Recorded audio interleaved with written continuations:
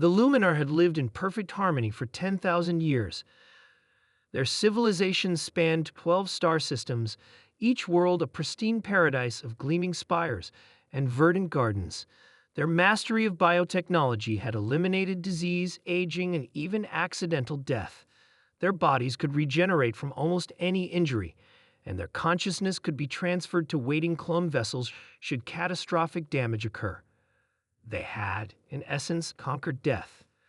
Grand Overseer Meyer stood on the balcony of the central nexus, looking out over the capital city of Luminara. Her silver eyes reflected the 3 moons that hung in the lavender sky. At nearly 800 years old, she was considered young among her people, yet she had seen enough to understand the perfect stability of their existence. "Overseer," came a voice behind her. It was Kel, her chief advisor.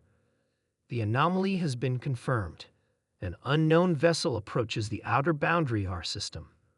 Mir turned, her expression calm. The Luminar had not encountered new intelligent life in over 3 millennia. Composition? Primitive. Metal alloys, artificial propulsion, internal atmospherics suggest carbon-based life forms. "Fascinating," Meyer said. "Established communication protocols." The first contact with humans was cautious but cordial. The vessel named Pioneer carried a crew of 20 humans on what they called an exploratory mission.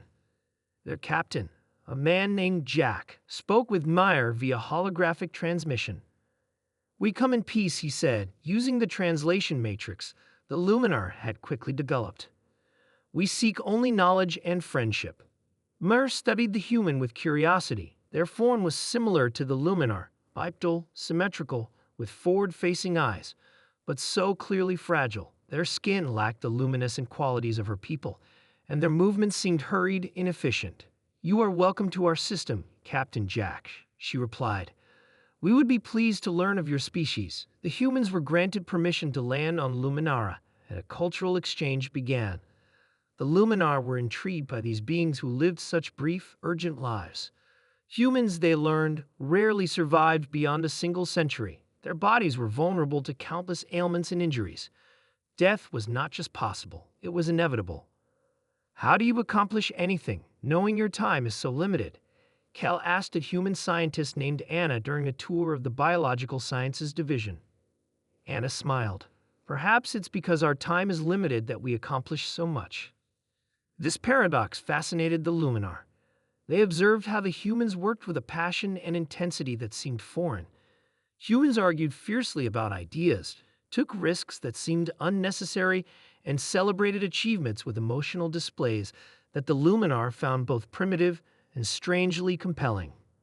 6 months after first contact, Meyer convened the Council of Elders. "The humans have requested our assistance," she explained. "They wish to learn our biotechnology, specifically our methods of life extension." Elder Toll, who had lived for over 2,000 years, shook his head. "They are not ready. Their society is still fractured, competitive. Immortality would only amplify their conflicts." "I disagree," said Meyer. "There is something remarkable about them, a vitality we have forgotten." After much debate, the council approved a limited exchange.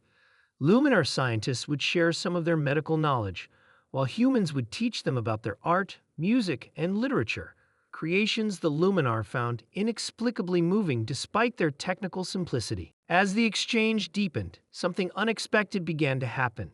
Young Luminar started to adopt human customs and expressions. They formed musical groups that played human instruments.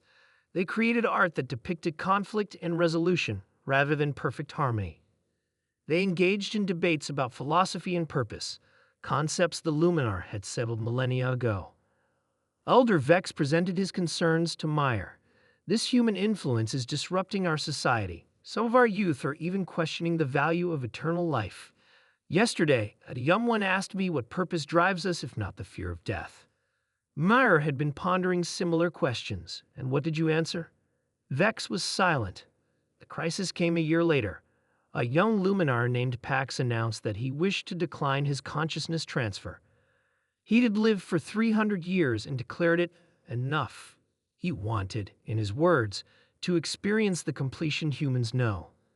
The news spread through Luminar society like a virus. Another concept they had nearly forgotten. Some were horrified, others curious. Debates raged in the formerly peaceful forums of the Central Nexus. Mir summoned Jack, who had remained as the human ambassador. "Your people have introduced something dangerous to us," she said. "The concept of willing death." Jack looked troubled. "That wasn't our intention." "I know," Maya replied.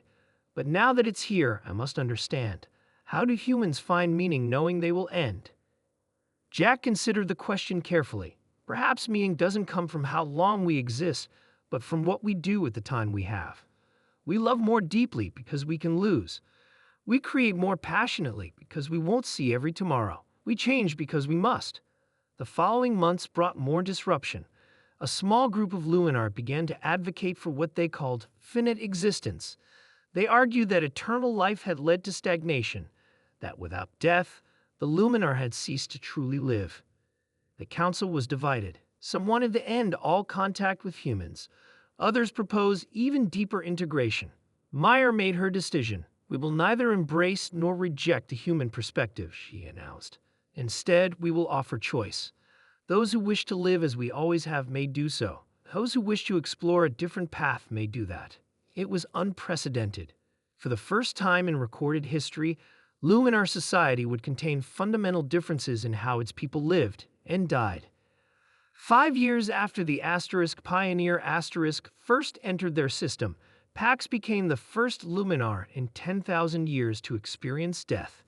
He chose to spend his final moments in a garden surrounded by friends, both Luminar and human.